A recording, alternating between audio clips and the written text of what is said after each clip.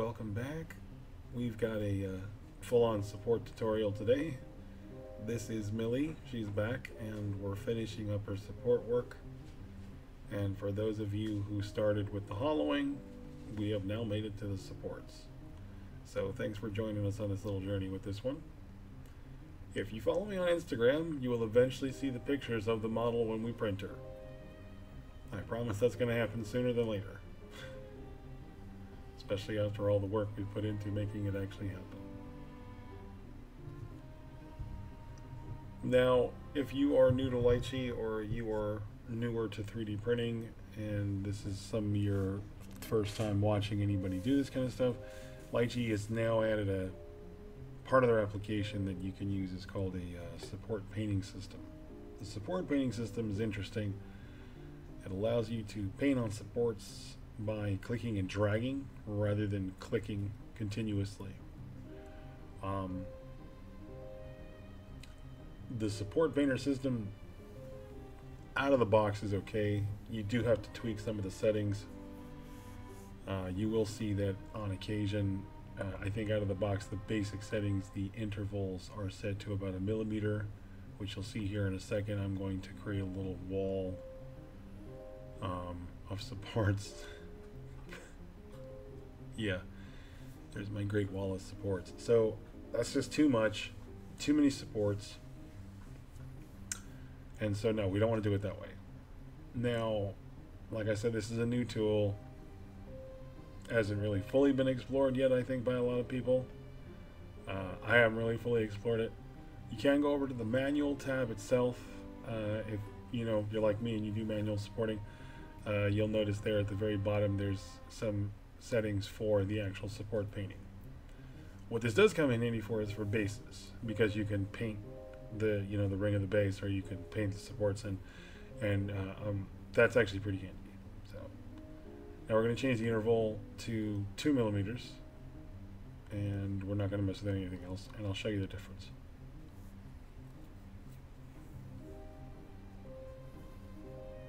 There you go. As you can see, that's a far better result. They're spaced out nice. You have minimum distance. Now, you also want to put some on the bottom here.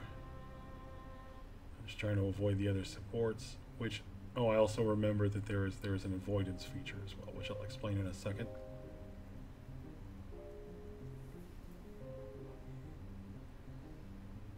Now, I often rotate the model just to kind of get a feel for where I should start working next.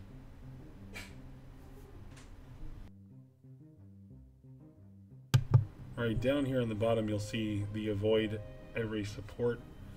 That will, you turn that off, it essentially will ignore other supports. If you keep it on, it will not ignore other supports. You do not want it to ignore other supports because you don't want it to cluster them too close. That's kind of important, I think. When you start to get the supports clustered a little too close, that's when you start to have issues with the supports causing too much damage or pitting, because they start to become very heavy and it's too difficult to simply pinch and snap them, and then you wind up having to clip them, so you wind up either having to sand surfaces and such like that. So there is an advantage to placement, and also there's also an advantage to placement as far as weight distribution. You need to consider that as well. And since this object is kind of spread out across the middle of the plate, the weight distribution is kind of being moved from side to side there, and I need to be conscious of that with the support, so they need to have enough balance to be able to hold the entire model as that wide cross section kind of comes across the middle. She's an interesting shaped character because she's sitting down, so this was a kind of a tough one to place and build, to be honest. A little bit of a challenge. I've actually done the other version of Millie where she is doing the, I believe she's singing in like a rock band. She's got like a mimic amp under her foot. Maybe we'll bring that one back and I'll do some more videos with those as well. I do have a lot of fun doing support work like this, and trying to figure out different ways to make the support systems work without either having the model not work out, or not causing too much damage later on. It is a challenge. It's a fine line you have to walk between making sure that the model looks good and making sure that it actually prints.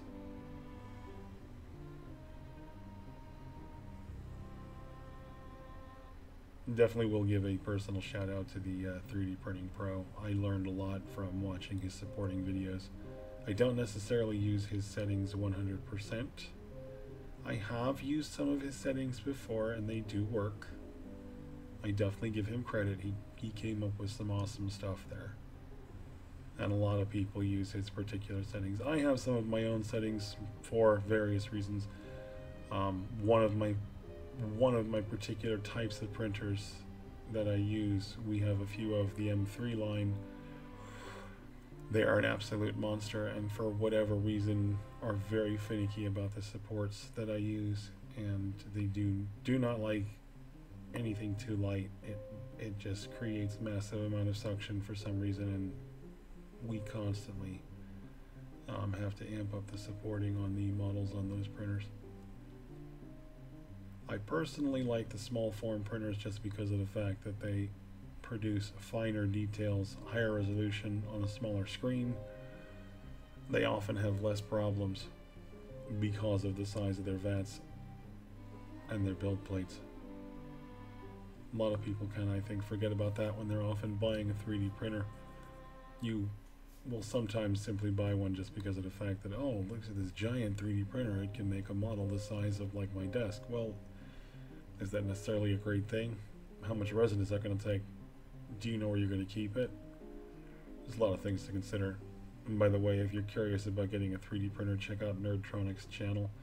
He has some great videos on how to prepare for that sort of thing, and kind of, I don't know, dissuade you is not the right term, but almost kind of tell you there's a lot to it in case you thought it was easy. I think some people get into 3D printing thinking it is a simple thing to do.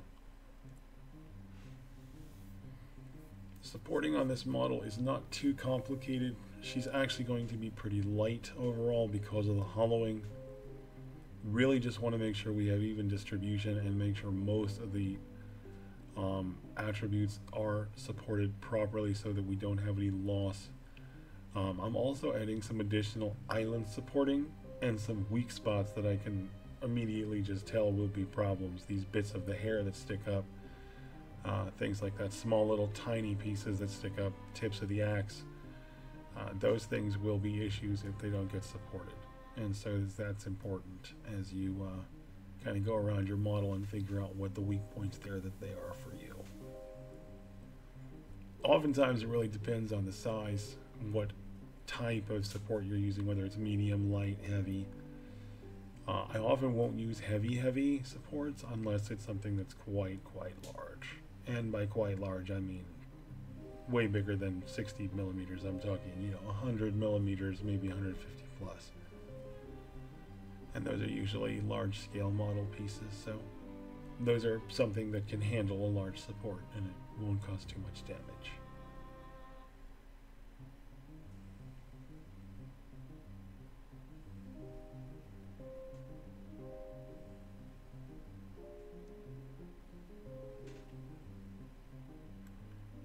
Alright, just adding a few more there on the leg.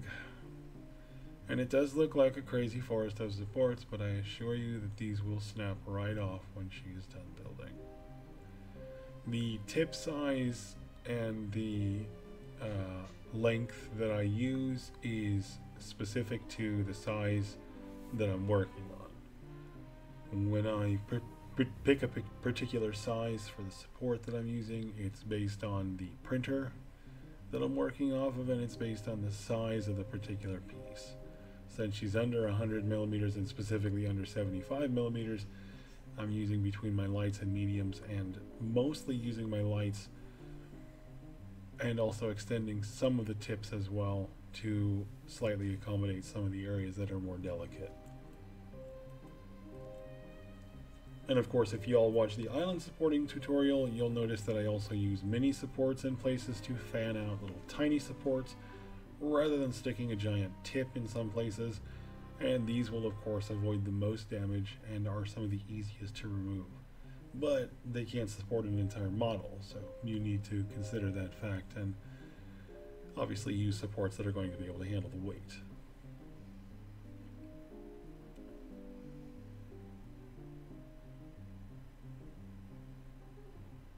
Alright, what do you think? Probably a few more on this side. And I may go back around again and probably give this some bracings on some of these areas where I think there might be some pull. But honestly, I feel like this is almost ready to go. Supporting a model is kind of test and deploy. You really won't know 100% if it's going to work until you pop it on the printer and see if it runs. So the proof will be on Instagram if I can get one of these guys to print. And I'll make sure and post some good shots of it before I paint it up. Again, if you're interested, this is Millie. She's Twin Goddess Miniature, and she's available on my mini factory. I'll make sure and put all the links to Twin Goddess in the description below. And again, guys, I really appreciate y'all watching. If you guys like videos like these tutorials and want to learn more about Lychee, slicing, 3D printing, and such, we are going to try and post as much content as possible every single week. So stay tuned, comment, like, subscribe. Don't forget to ring the bell if you want notifications and all that. And of course, thanks again for watching. Really appreciate it.